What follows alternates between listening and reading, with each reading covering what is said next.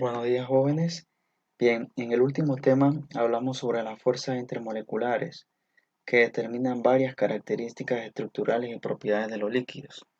Hoy vamos a hablar de dos características muy importantes de los líquidos. Una de ellas es la tensión superficial y la viscosidad. Vamos a analizar un poquito el concepto que tenemos aquí en la diapositiva acerca de la tensión superficial. Vamos a analizar las moléculas como están dentro de un vaso químico, un vaso de agua. Vamos a dibujar aquí un vaso químico, el cual dentro de él contiene un líquido, digamos que agua. Aquí contiene H2O. Bien, las moléculas que están en la parte interior del líquido, es decir, las que están en el centro, van a experimentar una fuerza o una atracción en todas las direcciones. ¿Ok? Hacia la derecha, hacia la izquierda, hacia abajo, hacia arriba. Pero aquellas que aparecen en la parte superficial de ese líquido, vemos que este es el límite del líquido donde llega, digamos que aquí hay unos 50 mililitros de agua, ellas van a experimentar una fuerza hacia abajo y hacia los lados. Hacia arriba no se puede debido a que aquí ya no hay líquido.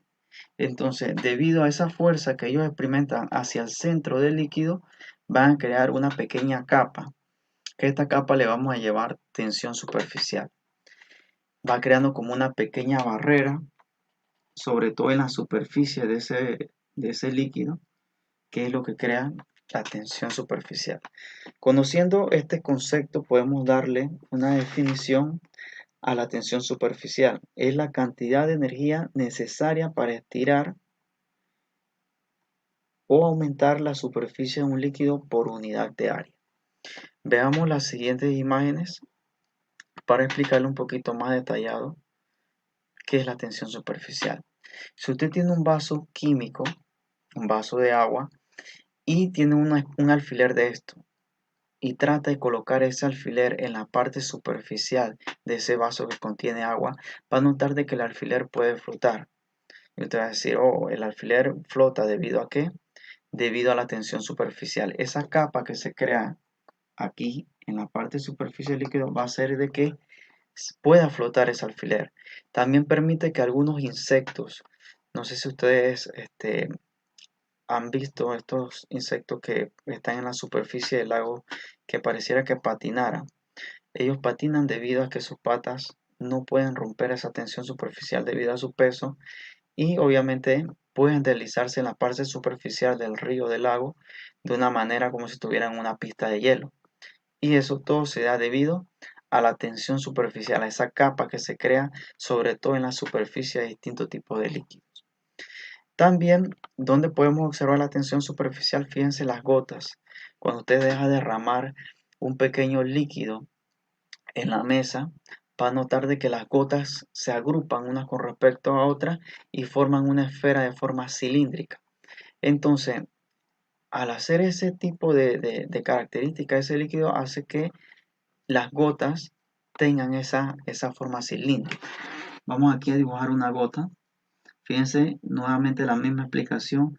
Las del interior tienen una atracción en todas las direcciones, pero las que están en la parte superficial van creando esa barrera. Y como la atracción es hacia el centro de esa gota, van creando la forma cilíndrica de esa gota. Eso lo pueden notar aquí en la imagen. Fíjense la gota de forma cilíndrica y al caer en una superficie mayor, obviamente ellos tienen que romper la tensión. Fíjense que aquí se ve como un agujero. Ahí se está rompiendo esa tensión superficial para poder penetrar dentro del líquido.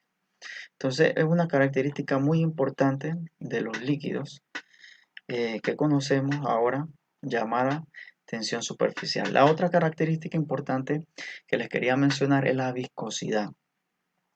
Como dice aquí el concepto, es una medida de la resistencia de los líquidos a fluir.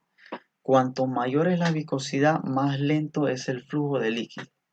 La viscosidad disminuye con la temperatura. Y hablando del agua, tiene mayor viscosidad que muchos otros líquidos debido a una característica importante que tiene el agua. Y se las mencioné en la clase pasada. El agua puede formar uniones de oxígeno con hidrógeno que son llamadas puentes de hidrógeno. Así que debido a eso tiene mayor viscosidad al compararla con otro tipo de líquidos. Pueden formar estos puentes de hidrógeno. Bien, vamos a dar unos pequeños ejemplos con respecto a la viscosidad. Nos dice aquí que la viscosidad disminuye con la temperatura. Si usted aumenta la temperatura de un líquido, obviamente su viscosidad va a disminuir. ¿Qué ejemplo le podemos dar de la vida real? Cuando usted ve el carro de su papá y no sé si le ha comentado de que tiene que encender el carro y calentarlo unos minutos para poder arrancar y seguir el trayecto. ¿Por qué sea esa razón? Debido a que el aceite que está dentro del motor necesita calentarse para que con el aumento de temperatura la fluidez del aceite llegue a todas las partes del motor y obviamente pueda lubricarlo mejor. ¿Qué pasa si usted arranca con el carro frío? Debido a que la viscosidad está todavía muy aumentada, no puede llegar a todas las partes del motor y obviamente la fricción de metal con metal va a crear un desgaste en el motor y obviamente un daño en el auto.